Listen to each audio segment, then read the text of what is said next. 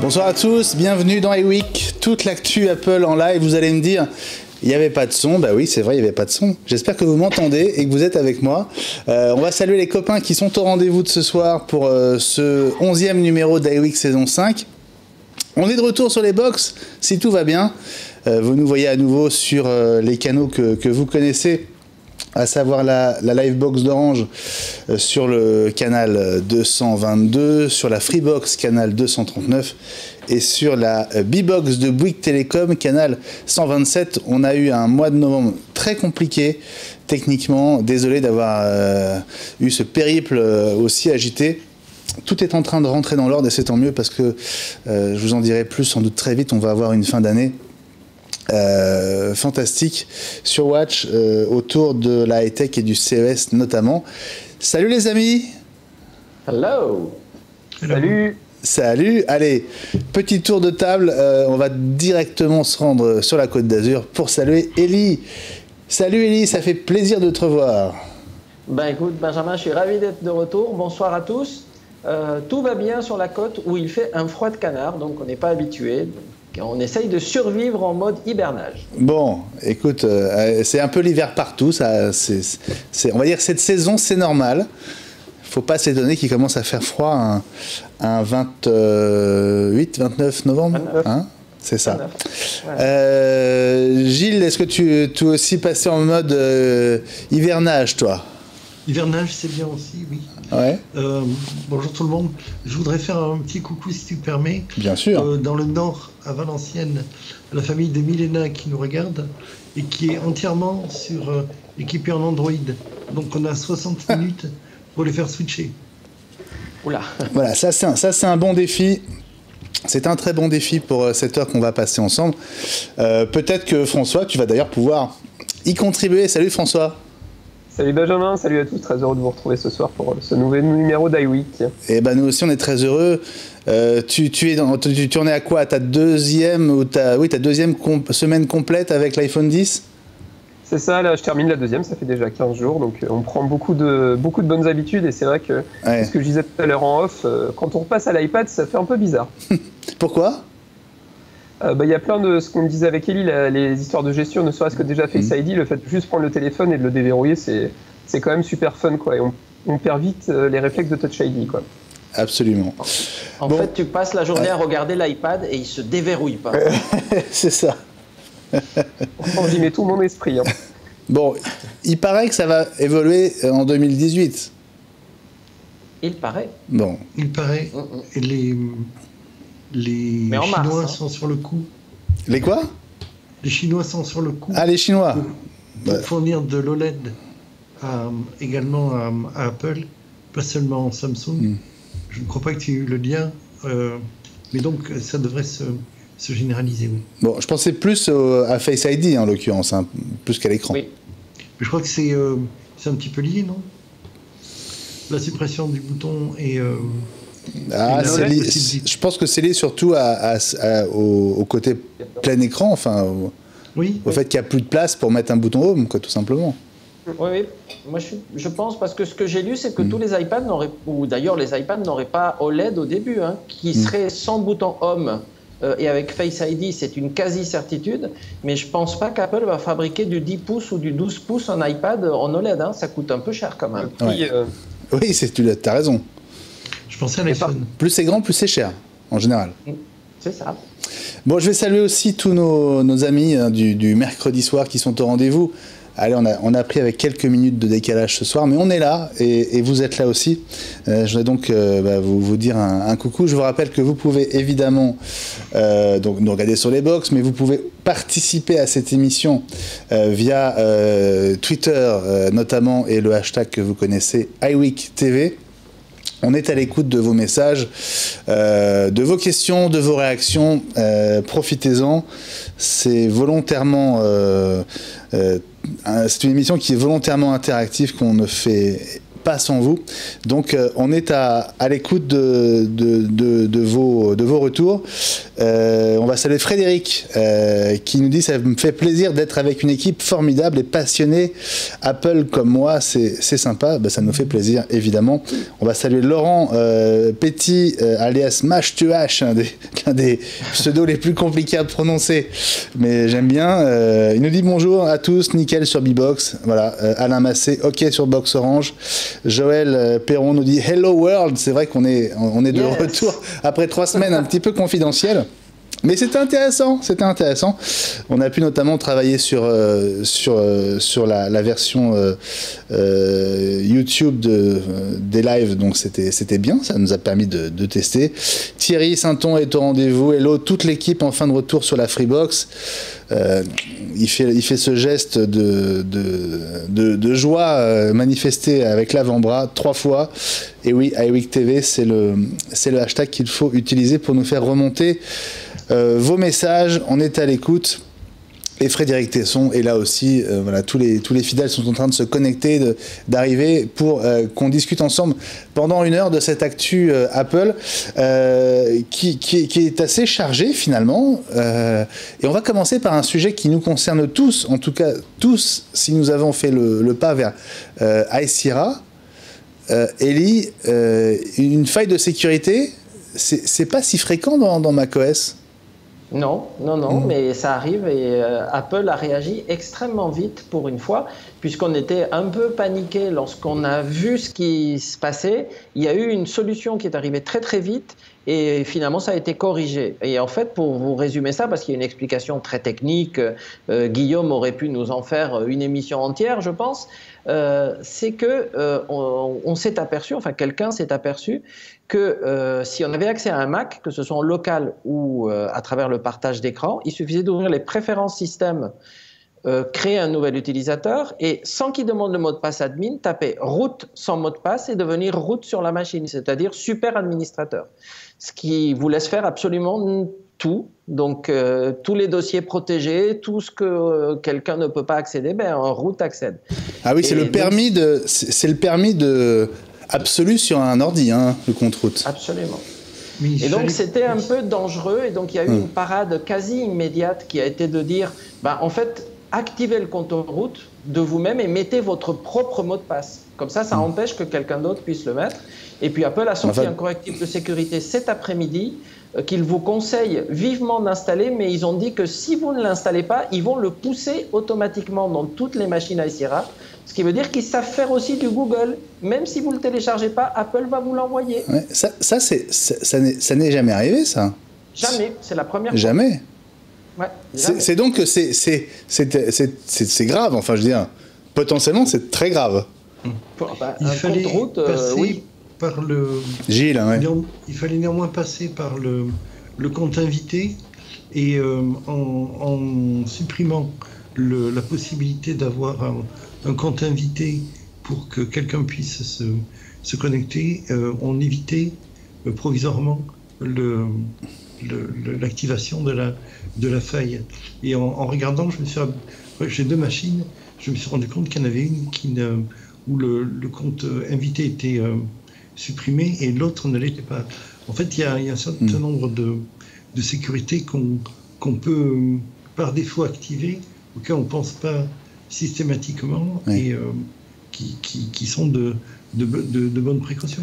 Enfin, heureusement qu'Apple a sorti tout de suite un correctif, parce que demander, on va dire, à un utilisateur grand public d'aller activer le compte-route, connecté au service d'annuaire et tout. C'est pas très macOS friendly, enfin tu vois, c'est pas très, pas très grand public. Hein. Déjà, quand on parle de route, généralement les vieux, c'est... En supprimant le compte invité, la possibilité de se connecter avec un compte invité, on n'avait plus accès à cette faille.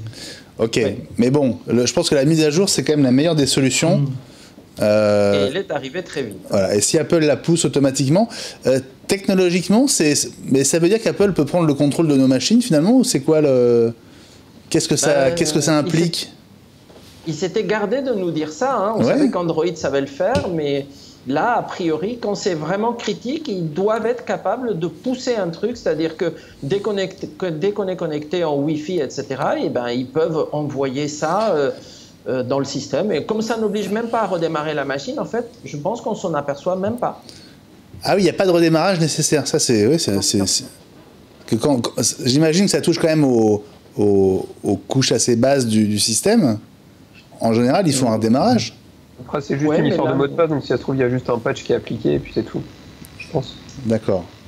En fait, je pense, on saura peut-être un jour le détail, je pense que dans une des versions de test, un des développeurs Apple devait utiliser le compte-route parce qu'eux, ils s'en servent, et puis il a dû oublier de le désactiver lorsqu'ils ont masterisé, ou un truc comme ça.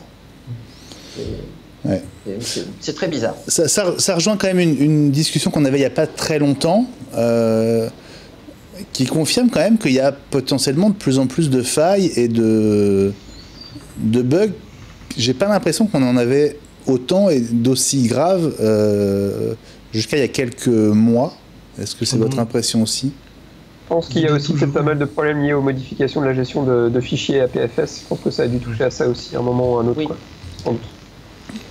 C'est ce que dit l'article technique. Hein. Il y a un article qui explique pourquoi. Ouais, on rappelle juste que effectivement, le système de fichiers a changé avec l'arrivée de High Sierra. Et ça, c'est un changement assez fondamental de la manière dont macOS fonctionne, en fait. Et c'est l'occasion aussi de rappeler, je dis ça parce que j'ai eu le cas encore, il y a 15 jours, une étudiante qui a débarqué dans mon bureau en pleurant. Elle avait lancé la mise à jour High Sierra, donc modification du système de fichiers. Elle n'avait pas fait de sauvegarde et puis la mise à jour mettait un peu de temps à faire, donc elle a éteint son ordi. Ouais. Puis elle est arrivée à la fac et puis l'ordinateur il voulait plus rien, quoi. Donc du coup j'ai réussi à récupérer les données, mais il a fallu utiliser un autre Mac qui était sous High Sierra et en APFS pour réussir à récupérer les données en target, ce qui fonctionne toujours. Mais sauvegarder avant chaque mise à jour, c'est hyper important. Guillaume le rappelle régulièrement, on le rappelle tous. Faites, c'est important. On va rappeler juste le mode target. Quand vous redémarrez votre Mac, vous appuyez sur la touche T, vous la maintenez enfoncée.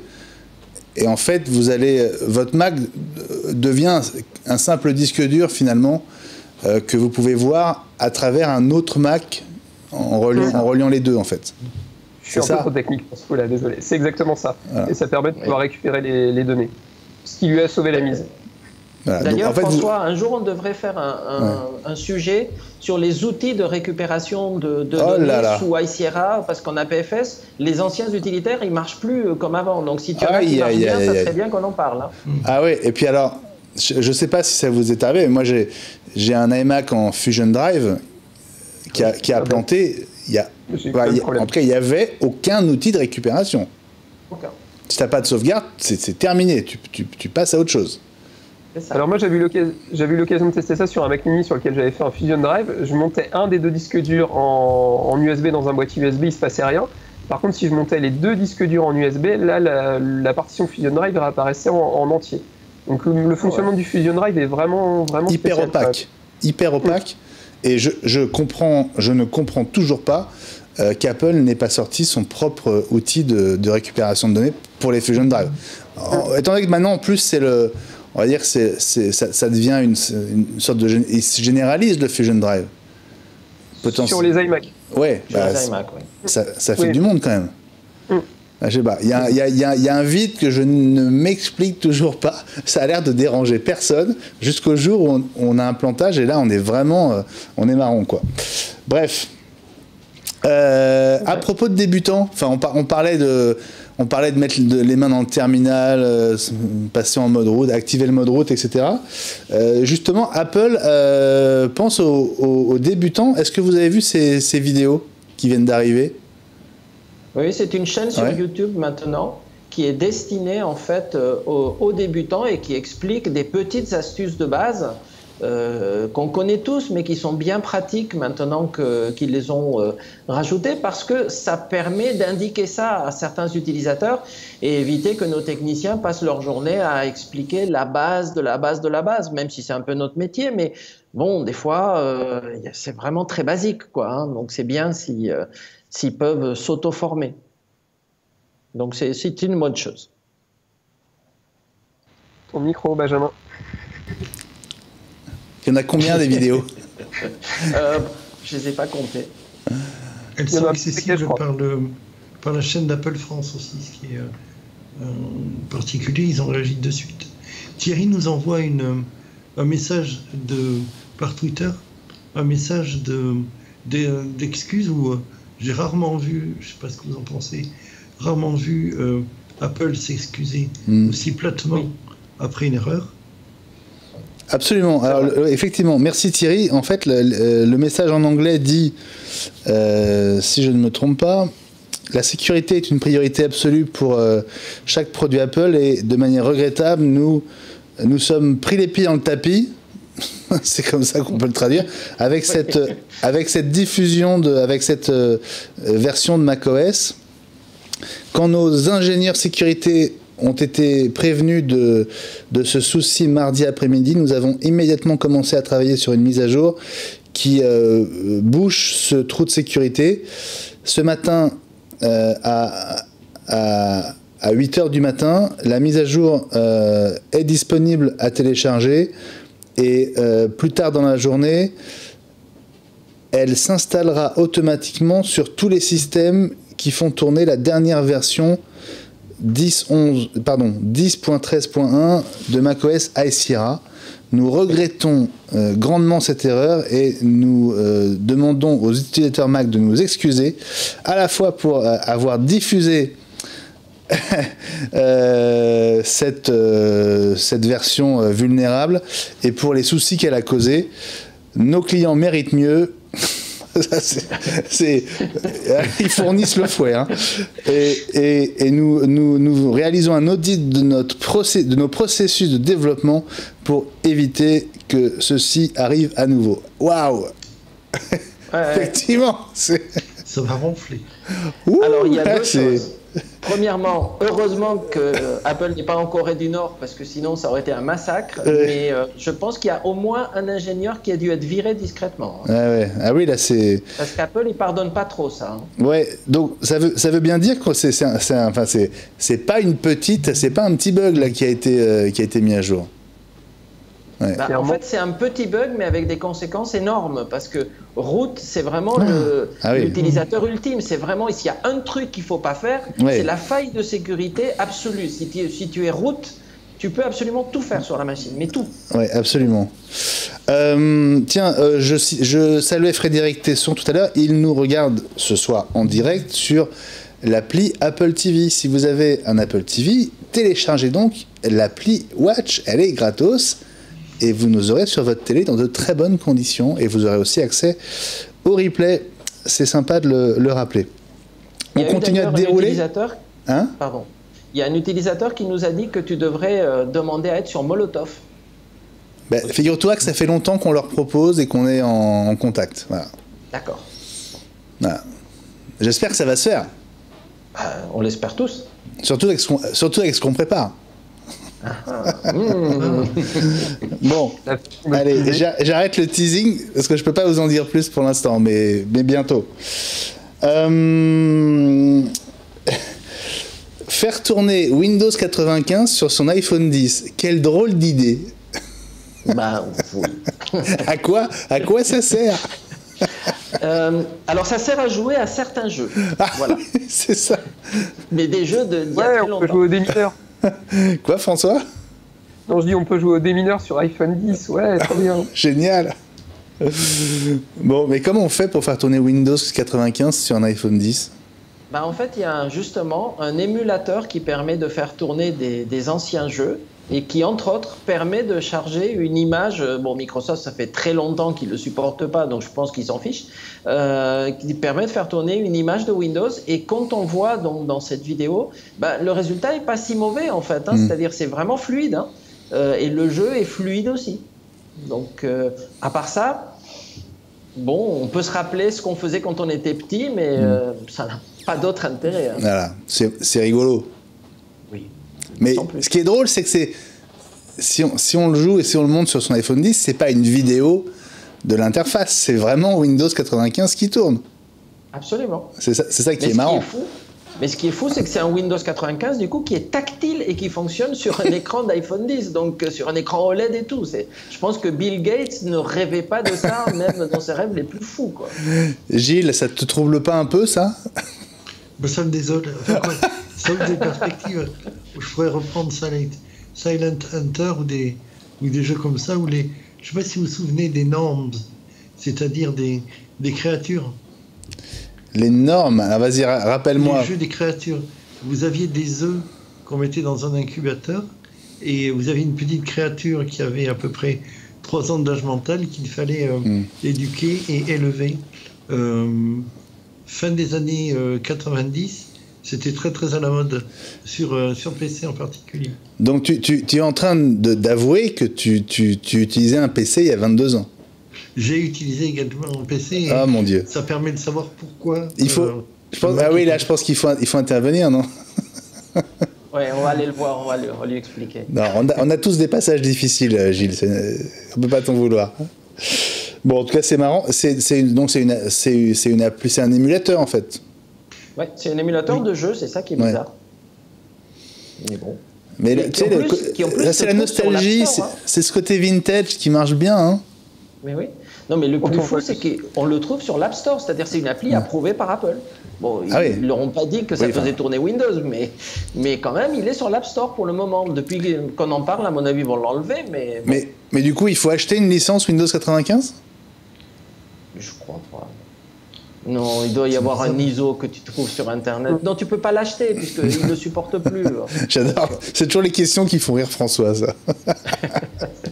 Non, mais c'est vrai que c'est une bonne question, mais je pense qu'à mon avis, de toute façon, on s'est plus suivi depuis un paquet d'années, donc je pense qu'on concrètement, on doit pouvoir en faire un peu ce qu'on veut, j'imagine. J'imagine la tête de la hotline Microsoft si tu l'appelles en disant « J'arrive pas à installer Windows 95 sur mon iPhone 10 ».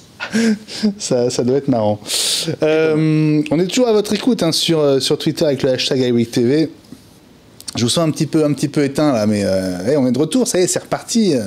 D'ailleurs, petit aparté à propos de, pas la semaine prochaine, mais la semaine d'après, on prévoit de faire une émission, mais elle ne sera pas en direct parce qu'on sera tous...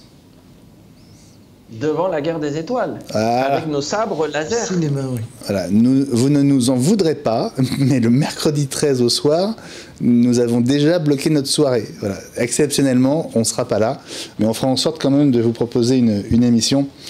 Donc on vous donne de toute façon rendez-vous dans 15 jours. Au cinéma. Oui. Car la force sera avec nous. Sera avec nous, tu as raison. Oui. Fais bien la liaison, hein. Je fais comme notre président, je fais des raccords. Je savais que tu serais un petit peu troublé, rien que le fait d'évoquer les derniers Jedi te troublerait. D'ailleurs, dites-nous si on est les seuls tarés à avoir déjà bloqué notre soirée du 13. Est-ce que vous avez aussi réservé vos places ? Est-ce que vous serez infidèle à iWeek ce soir-là pour la bonne cause? Dites-nous, ça, moi ça m'intéresse de savoir. On a beaucoup de sujets avec des vidéos, c'est pas de chance que c'est le soir où je peux pas les passer, mais on peut quand même en parler, mes amis. Le fonctionnement de Face ID, c'est vrai que quand on prend en main l'iPhone 10, ça contribue beaucoup à l'effet waouh, hein, le paramétrage de Face ID. Clairement. Ouais. Qui veut rappeler comment ça se passe?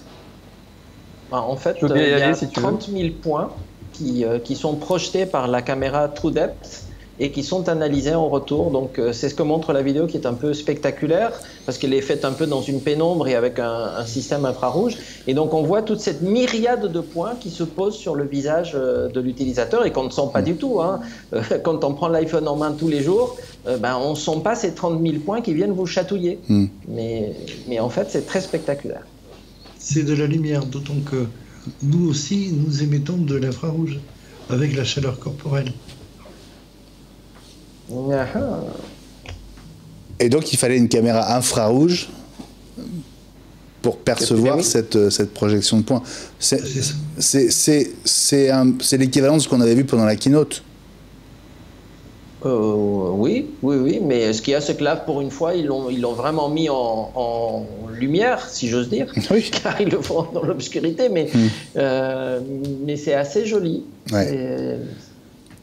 Alors, je trouve que ça marche très bien, Face ID, mais je trouve que moi, il y a plein de situations où je ne suis pas aligné, on va dire, à la perpendiculaire de l'iPhone 10. Par exemple, là, vous voyez, je ne sais pas si vous voyez, mais il est posé devant moi. Et à chaque fois je pourrais aussi déverrouiller le verrouillage, mais à chaque fois qu'il se reverrouille, comme je suis pas au-dessus mais un peu en retrait, et ben il faut que je retape le code. Mais si tu es de côté et que tu le regardes, ça marche. Si je me mets, s'il est de côté et que tu le regardes, ça marche. Il y a quand même il faut pas qu'il soit vraiment devant toi. Ouais. Il peut être légèrement de côté ou posé sur une table, mais il faut le regarder. Oui, c'est le regard. Élie a raison. On l'évoquait la semaine dernière ou celle d'avant. C'est vraiment le regard qui fait le déverrouillage. C'est une sorte de sécurité également. Je profite de cet instant pour saluer David Tison qui nous dit bonsoir l'équipe, qui est dans le train pour Saint-Malo et donc qui nous garde pour le brunch de dimanche. En espérant que les podcasts seront chargés. Ils le seront, David. Et, alors, je ne sais pas si tu nous envoies ce tweet coupé du monde, en tout cas de l'accès au direct, ou si tu nous vois quand même dans ton train, mais tu pourras revoir l'émission en entier sans problème ce week-end, notamment via les podcasts. Je vous rappelle que vous avez 5 podcasts sur l'iTunes Store pour iWeek. Et ces podcasts, vous avez le choix entre HD, vous avez 4 résolutions vidéo, de la HD au tout petit format. Si vous avez un vieil iPod vidéo par exemple, ça passera dessus. Et puis vous avez aussi le podcast audio pour juste écouter les bêtises qu'on vous raconte sans voir nos têtes. Évidemment, nos têtes n'ont aucun intérêt. L'important, c'est ce qu'on raconte. Une nouvelle pub Apple au catalogue des choses que j'aurais aimé vous montrer. Une nouvelle pub Apple avec les Animoji. C'est vrai que avec Face ID, c'est quand même la fonction la plus visuelle et la plus... même les enfants comprennent tout de suite. Et surtout les enfants d'ailleurs. La plus what the point de suspension. C'est vrai que c'est impressionnant. Ce qui est sympa comparé à Face ID en plus, c'est qu'on peut vraiment le faire tester à n'importe qui. Moi, tout le monde est heureux de pouvoir faire parler le caca. Faut dire les choses quand même. Non. Ici, c'est beaucoup joué. Tu sais, moi, c'est pas que ça me dérange, mais aussi ça me dérange en fait. Ça correspond tellement pas à Apple, je trouve. Oui, c'est bizarre. Je suis assez d'accord. Ouais. C'est quand même. Il y a la validation de ce truc chez Apple, ça a dû être quelque chose, quoi. J'imagine les mails, tu sais, les mails qui montent jusqu'à Tim Cook, tu sais. Donc, parce qu'il y a. lui envoyer un mail en faisant parler un caca, oui, c'est pas une mauvaise idée. Il y a quoi ? Il y a 12 Animoji, c'est ça, différents ? Je crois, hein. Ouais, mais il va y en avoir d'autres, apparemment. Donc, il y a 12 personnages, plutôt des animaux, on va dire. Et il y a donc cette chose qu'on regarde 2 fois avant de se dire « Ah oui, c'est bien ça ». Ouais. Il y a un alien aussi dans le tas qui est sympa. Ouais. Bon, non, mais c'est vrai que c'est très populaire. En tout cas, les gens, c'est une des fonctions dès qu'on leur montre qu'ils utilisent tout le temps. Et effectivement, ils s'envoient beaucoup de bêtises avec ces Animoji. Mais il y a carrément maintenant des films avec des karaokés Animoji. C'est-à-dire qu'en fait, en enregistrant séparément, puisqu'on ne peut pas faire de chorale pour l'instant, et en faisant un petit montage sous iMovie ou sous Final Cut, on arrive carrément à faire des chansons avec plusieurs Animoji qui chantent en chœur. Et c'est devenu une mode sur YouTube, on en trouve plein. Alors je crois que ça a commencé avec Bohemian Rhapsody de Queen. C'est le premier dont j'ai entendu parler, même juste au moment le jour où l'iPhone 10 est sorti. Et c'est vrai que c'est assez bluffant. Je ne sais pas si vous avez l'occasion d'aller voir le clip sur YouTube. C'est assez génial. Et je crois qu'il y en a plein maintenant, effectivement. Il y a le Lion est mort ce soir aussi en version anglaise. Enfin, il y en a plein. C'est assez bluffant. Bon, voilà. Enfin, si vous n'avez pas d'iPhone 10, si vous pouvez au moins voir ce que ça donne. Et c'est vrai que ça fonctionne très bien avec des chansons. C'est du playback, en fait. C'est très marrant à regarder et sans doute à faire aussi. On va reparler de ce lecteur multimédia qui s'appelle Infuse. Yes. qu'on avait découvert. Sur la mieux notée que j'ai trouvé est le temps des cerises, qui a une moyenne de 4 étoiles et demi et pratique des prix moyens. Souhaitez-vous voir celui-ci? Non merci Siri. Le deuxième lieu est Pizza Julia, situé à environ 1 km à l'ouest. Non, je ne veux pas aller à la pizza. Il a 4 étoiles et demi et prix économiques. Pourquoi est-ce qu'il veut m'envoyer dans une pizzeria? Alors attendez. On peut arrêter Siri, s'il te plaît? Je n'aime pas trop cette idée. Ici, nous voulons plutôt au jeu du silence. Ok, on va faire ça.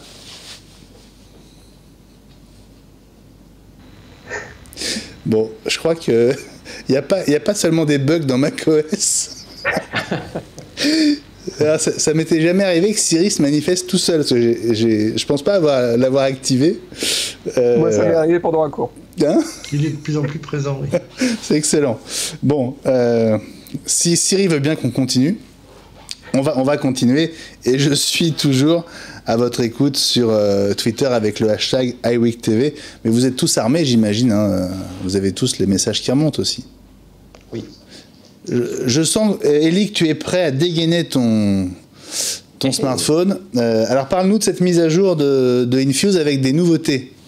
Oui, donc Infuse, on en avait parlé longuement. Infuse, et là, c'est pardon. surtout On parle de la même chose. iPhone qui a été mise à jour en version 5.6 et qui dispose maintenant d'une nouvelle interface et du support HDR. Et donc, ça, c'est assez sympa parce que maintenant, c'est très visuel. On a les derniers films qu'on a regardés. Et donc, si on passe le film, donc là, on va passer en HDR, vous allez voir.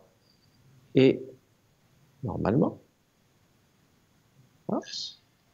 Donc, bon, ça, c'est Avatar. Et ça vous montre qu'on peut diffuser le film avec donc l'aspect rectangulaire. Et là, le HDR, évidemment, quand je le vois moi en direct sur l'iPhone, il est vraiment très spectaculaire. Et je vous en montre juste un deuxième pour vous faire la différence. Puisque maintenant, évidemment, donc, il sait gérer l'intégralité de la surface d'affichage. Donc, je vous ai mis la belle et la bête. Et vous voyez que là, on a la vidéo. Oups, je suis un peu à l'envers.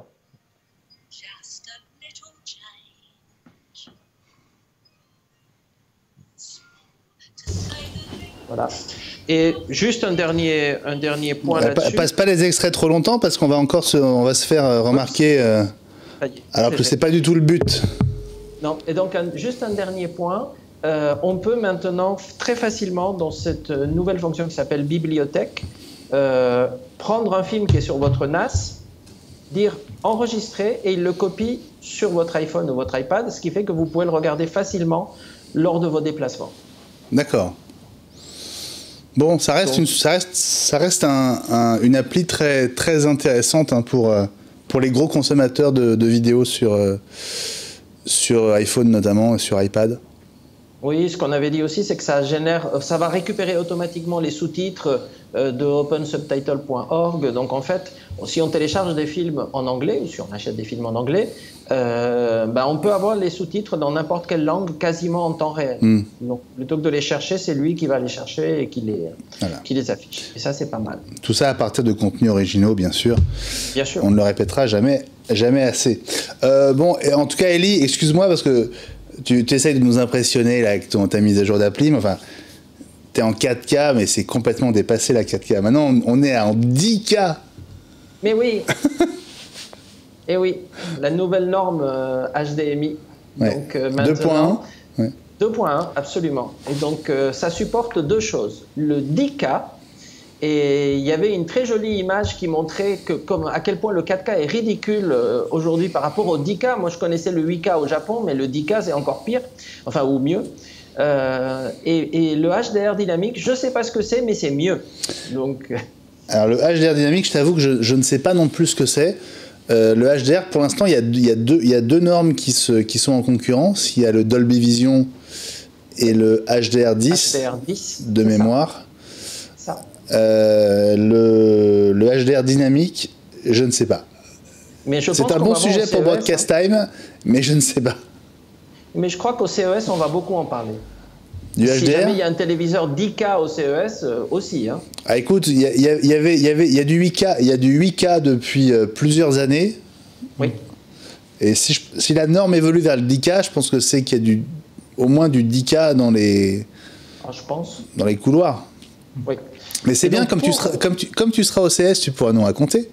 Mais absolument, hein, j'y compte bien. Et pour rebondir sur cette info tout à fait pertinente, je vous montre enfin le câble qui est celui que référence Apple officiellement avec l'Apple TV. Ouais. Le câble Belkin qui est arrivé hier chez nous, enfin.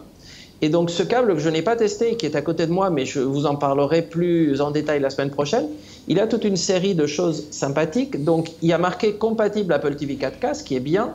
Il y a marqué compatible Dolby Vision, qui est bien aussi. Et puis surtout, il vous donne une bande passante de 48 Go, en sachant que pour la 4K, il en faut 18. Donc on a 30 Go de RAM, donc à mon avis, on peut peut-être y aller vers la 10K. Hein. Voilà. Et ça vaut 35 €, donc ce qui me semble raisonnable. Alors je l'ai sorti de sa boîte, pour vous le montrer. Il est tout beau, il n'est pas très gros, hein, ça ressemble bien à un produit qu'Apple peut référencer dans ses boutiques. Et peut-être que, et c'est ce que je disais tout à l'heure, en off, c'est que peut-être que quand on va faire le test de câble dans l'Apple TV 4K, il va me proposer du 444, qui sait, avec cette bande passante. Peut-être. Ah. 50. Le 444, on va dire, c'est le plus haut niveau de qualité quand on parle de couleurs, de définition des couleurs, etc. sur une image capturée par des capteurs, voilà. Hein, pour faire simple. Exactement. Sinon, on est en 4.4.2 pour l'instant. Après, il y a le 4.2.0, il y a voilà.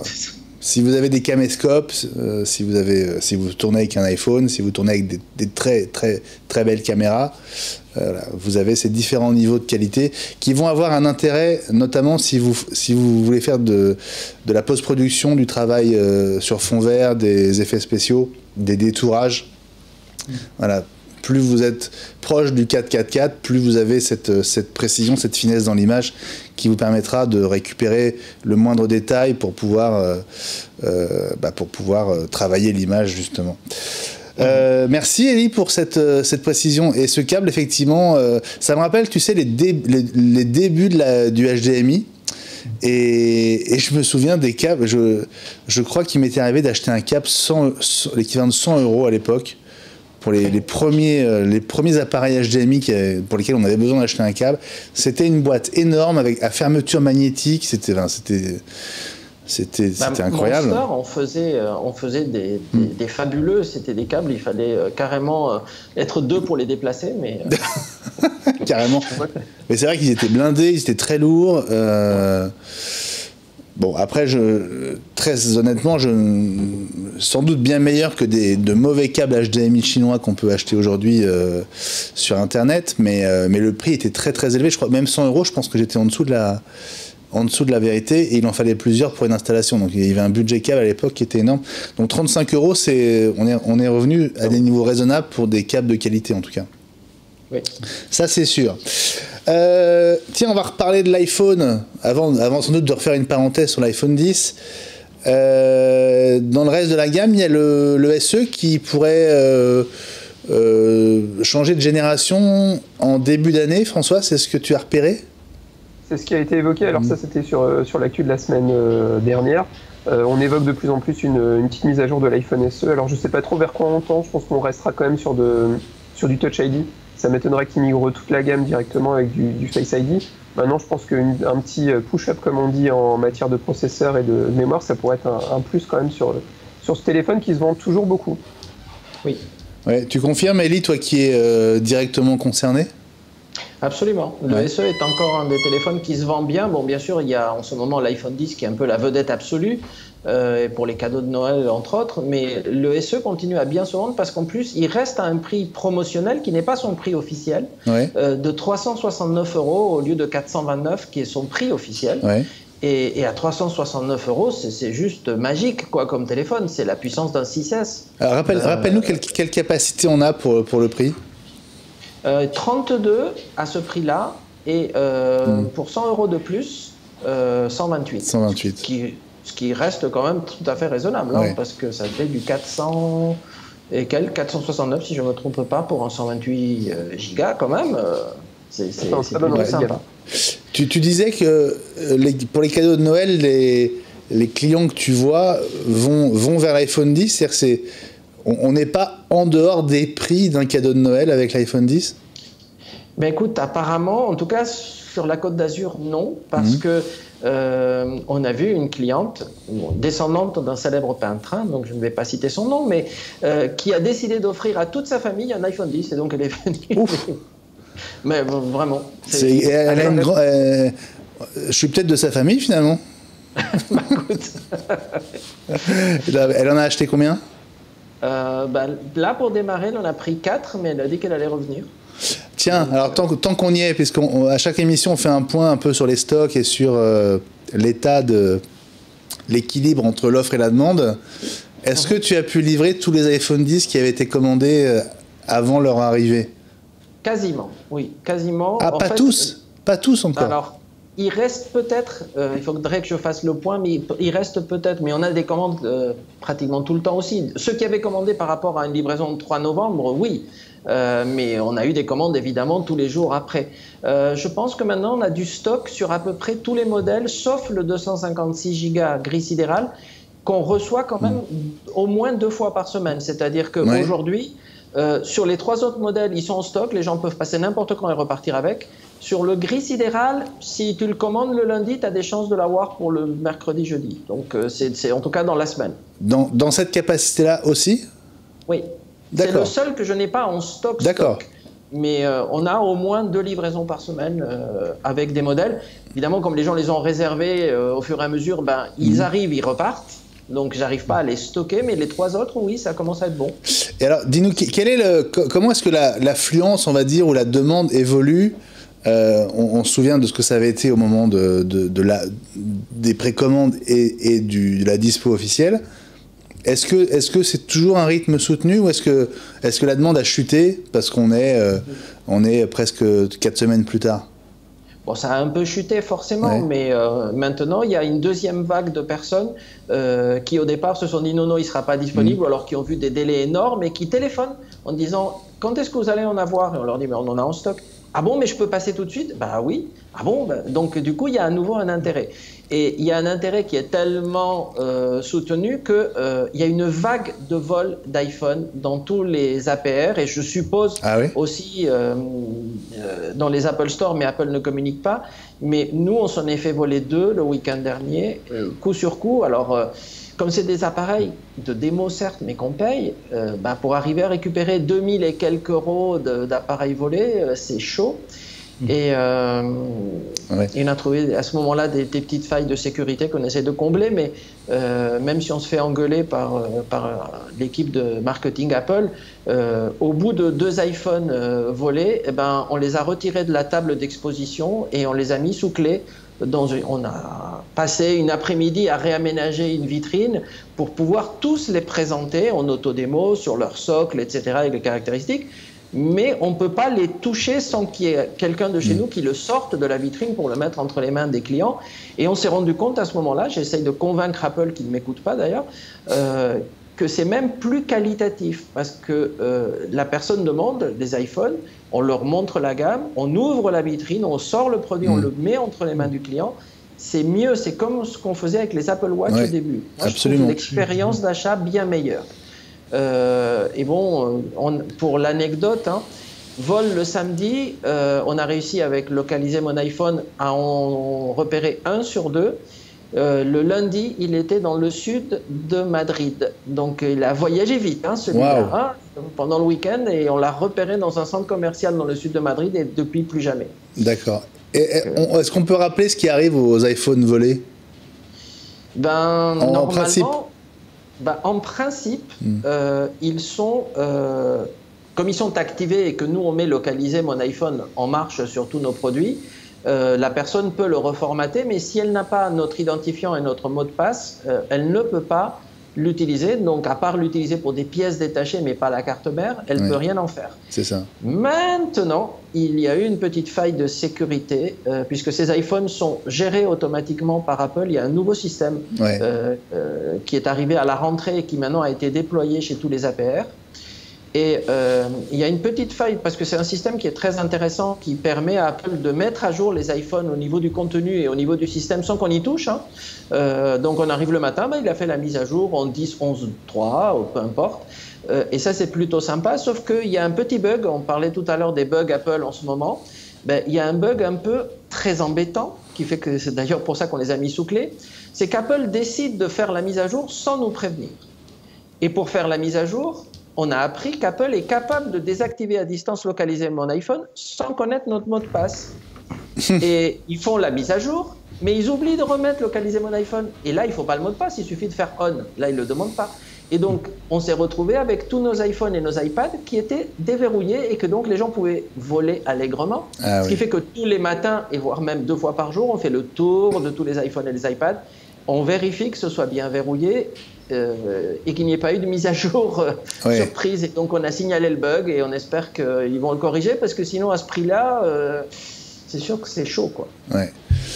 Bon, écoute, c'est intéressant, mais c'est vrai que dans le timing, finalement, on est la phase de lancement, il n'y a presque pas eu d'interruption entre la phase de lancement et la phase de Noël dans laquelle on est déjà entré, en fait, c'est ça? Le flux a été continu. On a eu des iPhones 1 à 2 fois par semaine depuis le lancement, tout le temps. Alors, il y a un produit, en revanche, qui va rater Noël et ce n'était pas forcément prévu au départ, c'est le HomePod. L'enceinte intelligente d'Apple. François, tu as pas mal suivi le sujet depuis 15 jours. Ouais, en fait, il y a eu pas mal d'actu. Alors déjà, pour rappeler, il était prévu au lancement que dans 3 pays, si je ne dis pas de bêtises, les États-Unis, la Grande-Bretagne et l'Australie, c'est ça? C'est bien ça. C'est ça. Et donc, du coup, normalement, il devait être lancé d'ici la fin de l'année. Et puis, finalement, ils ont annoncé le repousser. On sait pas, il n'y a pas de date indiquée, mais c'est ce que j'expliquais un peu sur Twitter en particulier. Je trouve qu'on lui promet un peu un avenir à l'AirPod, c'est-à-dire que les AirPods, ils sont disponibles quasiment instantanément que depuis quelques semaines, et ça donne un peu le sentiment que le HomePod, ça traîne aussi, donc je trouve ça un peu dommage. Ouais, c'est vrai qu'on a effectivement l'impression que l'histoire des AirPods se répète, mais pour le coup, les AirPods, il n'y avait pas eu de décalage de l'arrivée effective. Si, il y en avait eu une aussi. Oui. Il y a eu un petit décalage parce qu'ils avaient été présentés à la keynote en même temps que l'iPhone 7, 7 Plus. Ouais. Au final, ils devaient arriver 1 mois après et ils sont arrivés en gros début décembre. D'abord aux États-Unis. Ouais, Gilles. Oui. D'abord aux États-Unis. Tu as figé, mais c'est pas grave. Dis-nous. Il disait d'abord aux États-Unis et ensuite dans le reste du monde. Il y a un problème supplémentaire avec les HomePod, à mon sens, c'est que ils vont avoir la capacité de diffuser de la musique Apple Music et iTunes Music Store.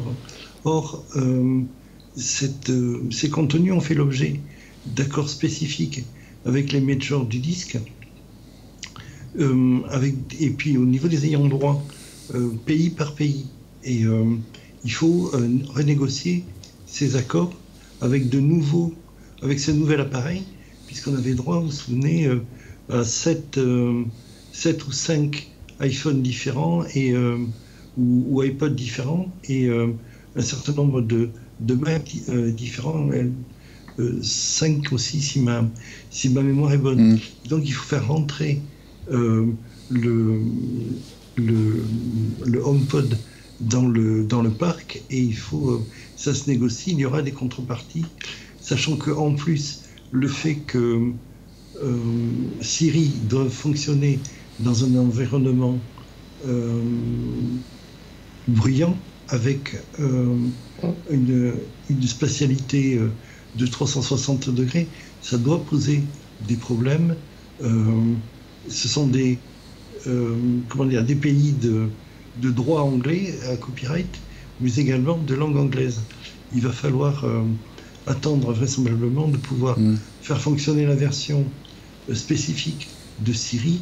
J'entends déjà Jean-Christophe s'arracher les cheveux à cause de cette version spécifique, mais ce n'est pas le même environnement, donc ce n'est pas tout à fait le même moteur de reconnaissance. Apple dit avoir besoin d'un peu de temps, entre guillemets, pour finaliser la production du HomePod, qui devrait quand même, la sortie devrait quand même intervenir au début de l'année prochaine, donc potentiellement ça peut arriver dans Dans un gros mois, c'est ça, Ellie? Ben, on n'en sait rien, mais je pense qu'ils vont effectivement essayer de le sortir en janvier, ça serait bien aux États-Unis. Ce qui veut dire qu'avec un peu de chance, on va peut-être en ramener, hein. C'est jamais. Ah oui, c'est pas impossible. Est-ce que c'est un produit que tes clients te demandent ou pas tant que ça, enfin, non, pas tant que ça. Non, pour l'instant, non. Les assistants personnels, que ce soit, bon, j'ai vu qu'en ce moment, Google fait beaucoup de pubs pour les assistants personnels et les retailers en font. On n'a pas beaucoup de demandes chez les APR. D'un autre côté, on ne pousse pas trop le produit parce que Google ne veut pas nous le vendre. Donc, ils ont un contrat avec la Fnac et les gros retailers, mais pas avec les APR. Et il semble le HomePod parce que... Sur le HomePod? Non, je parle des trucs Google, etc. Ah, ok. Comme ça. Donc, sur le HomePod, Apple n'en parle pas du tout. Tant qu'ils n'ont pas dit qu'ils seraient distribués en Europe, on peut leur poser toutes les questions que tu veux. Ils te disent, bon, le produit n'est pas disponible en Europe pour l'instant. Et on ne sait pas quand. Et juste une petite précision, quand tout à l'heure, on a dit un nouveau téléphone pour début d'année ou des nouveaux iPads pour début d'année chez Apple, ça veut dire mars. Hein. N'attendez rien en janvier, février. Hein. Sauf énorme surprise. Ouais. C'est aussi lié aussi à l'année fiscale. Hein. Ben, l'année fiscale a démarré au 1er octobre. Ouais. Donc, Q1. J'étais sur avril. Je pensais que le décalage était dans l'autre sens. Non. D'accord, oui. 1er octobre. Et donc, là. Donc, je retire ce que j'ai dit, c'était n'importe quoi. Bon, ils vont faire un énorme trimestre, évidemment, avec Noël et toutes les fêtes. Q2, généralement, est un trimestre de transition. D'abord, je pense qu'il y a beaucoup d'ingénieurs d'Apple qui vont au CES, comme tout le monde, et puis ils préparent des choses. Ils se préparent pour sortir des choses en mars, ce qui leur permet de les dérouler pendant le printemps. Et puis après, il y a la WWDC, et puis là, on prépare pendant l'été les annonces de septembre. Absolument. Donc ça, comptez sur nous, on vous racontera le CES sur Watch en long, en large, en travers. Mais n'oubliez pas un truc, c'est que on est bientôt en décembre, et qu'en décembre, il y a quand même un gros produit qui arrive de chez Apple, qu'il va falloir livrer et déployer, qui s'appelle l'iMac Pro. Ouais. Et justement, on avait une question tout à l'heure. Je ne sais plus qui nous l'a posée, à savoir si on avait des infos. C'est Frédéric Cavaillé qui nous demandait si on avait des infos sur l'iMac Pro. Je suppose que ça veut dire des infos sur la dispo. Je suis sceptique, moi. À mon avis, ça va faire comme le HomePod. Tu crois que ça va être du compte-goutte? Tu crois que ça va être repoussé, toi? On n'en sait rien. On n'en sait rien. Aucune info. On n'en sait rien, mais... C'est quoi? Officiellement, c'est décembre? Oui. Ouais. Donc, décembre, ça commence dans 3 jours. Oui. Potentiellement, ça peut être dans 3 jours. Que personne ne nous en parle, personne ne nous a dit il faut précommander, etc. Donc, bon. Moi, je mets une pièce sur le fait que ce soit repoussé. Ou alors, ils vont lancer les précommandes maintenant, mais ce sera arrivé qu'en début d'année. Les paris sont ouverts. On risque d'avoir des infos, en tout cas, dans quelques jours. Oui. Je pense qu'ils vont communiquer dessus, mais... C'est arrivé avec la première version du design actuel de l'iMac. Tout dépend de la disponibilité, je pense, des nouvelles puces Intel qu'ils comptent mettre dedans, qui sont des puces de serveurs. Il va falloir... Elles sont pas dispo encore? Je n'en sais rien. Je n'ai pas d'éléments là-dessus. Ouais. Il va falloir les rafraîchir sur un espace contraint. On sera pas loin de la performance, là aussi. Bon, en tout cas, ton image est toujours figée, Gilles, en termes de performance. Je pense que il faut que tu désactives la caméra et que tu la réactives. Ça va venir ton processeur a dû bugger. Pendant que tu fais cette manip, Gilles, Ellie, je voudrais qu'on dise un mot quand même d'Apple Pay, qui est l'un des sujets, parce qu'Apple Pay gagne du terrain, ou en tout cas va en gagner à nouveau dans quelques semaines. Est-ce que vous l'utilisez, chacun de vous, ou pas? Oui. Moi je l'utilise, mais pas très souvent. Ah, tu es revenu, merci. Je vous l'avais raconté. J'ai ouvert un compte spécialement pour pouvoir le faire donc à la caisse d'épargne, pour pouvoir avoir une carte. Depuis, le nombre de cartes a été pas multiplié, mais c'est timide, puisque à part le groupe Caisse d'épargne Banque Populaire, et après il faut se tourner vers les banques en ligne du style N26 qu'il a proposé récemment. Ouais. Et les poids lourds continuent à traîner tout ce qu'ils peuvent, mais on a eu une info cette semaine en disant, et en fait c'est sur la page Facebook de la Société Générale, que la Société Générale allait proposer bientôt Apple Pay à tous ses clients, ce qui serait bien, parce que moi c'est ma banque principale, et donc ça sera beaucoup plus facile pour moi de l'utiliser sur ce compte-là. Évidemment, quand j'ai appelé ma banque en leur disant « Ouais, c'est génial, à partir de quand ?» Ils m'ont dit « Aucune nouvelle. » Donc, il semblerait qu'entre la page Facebook destinée aux geeks de la Société Générale et les agences de la Société Générale, il y a un problème de communication, car elles n'étaient pas du tout au courant. Ouais, bon, après, il faut peut-être que l'info descende jusqu'aux agences, etc. Agences, oui. Ça peut aller assez vite aussi, hein. Oui, s'ils ont des... formés. Mais... Il y a un souci, enfin un souci, comme chaque fois qu'il y a un nouveau service d'Apple qui est proposé aux partenaires, c'est le reversement et la négociation de la part qu'Apple revendique sur les services supplémentaires qui sont proposés. Et c'est pour ça que les grands groupes négocient, enfin, retardent les annonces, parce qu'il faut négocier fermement. Ellie, c'est de quoi je veux parler. Apple est un négociateur très ardu. Et donc, est-ce on est au pouillème Ça fait rire, François. Oh bah, je pense qu'on connaît un peu Apple. Mais en tout cas, la Société Générale figure maintenant officiellement sur la page Apple Pay des banques qui sont supportées. Donc, au départ, ils n'y figuraient pas, ils l'ont rajouté. Donc, maintenant, ça devient officiel. Et puis, je crois qu'il y a aussi une banque, François a relevé aussi une autre banque qui va être supportée bientôt, c'est ça ? Je suis concerné parce que c'est le Crédit Mutuel Arkea, c'est les caisses de Bretagne et Alsace, je crois, si je ne dis pas de bêtises. Normalement, ça devrait arriver aussi d'ici la fin de l'année, si tout va bien. Absolument. Une question. Allez, on va essayer de prendre plusieurs messages sur Twitter. Alain Massé nous demande, est-ce qu'on n'attendait pas une mise à jour du Mac Mini ? Ben si, mais on finit plus d'attendre. On n'y croit plus. Ça fait 2 ans, oui. Mais ça n'a aucun sens que le Mac Mini disparaisse ou n'évolue pas. Ah ben non, parce que ça reste une excellente machine. Bah oui. Et donc c'est vrai qu'aujourd'hui c'est une machine qui a quoi ? Qui a 3 ans presque, hein ? Ouais, 3 ou 4 ans même. Ouais. Mais qui a été rafraîchi très légèrement, mais pas de façon majeure. Il n'y a pas d'USB-C, il n'y a pas une configuration à base d'SSD en standard. On peut la faire à la commande. Ouais. Mais ça reste un petit serveur qui est magique, quoi. Ouais, je comprends pas, moi. Ça me dépasse, je comprends pas.